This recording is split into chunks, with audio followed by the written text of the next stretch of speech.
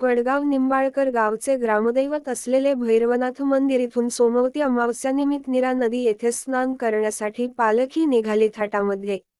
यावेळी चिलाई माता देवीची पालखी तसेच होळ गावातील ढगाई देवी व भैरवनाथ पालखी अशा सर्व पालख्या या नीरा नदी येथे स्नान करण्यासाठी दाखल झाल्या आहेत।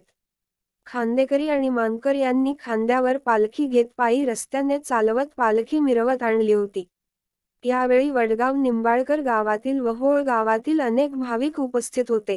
नाथ साहेबांच्या चांगभलं, चिलाई माता देवीच्या नावानं चांगभलं, ढगाई देवीच्या नावानं चांगभलं असा जयघोष घुमू लागला। पवित्र नीरा नदीवर श्री भैरवनाथ व जोगेश्वरी देवी तसेच चिलाई माता देवी व ढगाई देवी या मूर्ती स्नान, पूजन, आरती हे धार्मिक वातावरणामध्ये करण्यात आले। यावेळी दुग्ध अभिषेक करण्यात आला।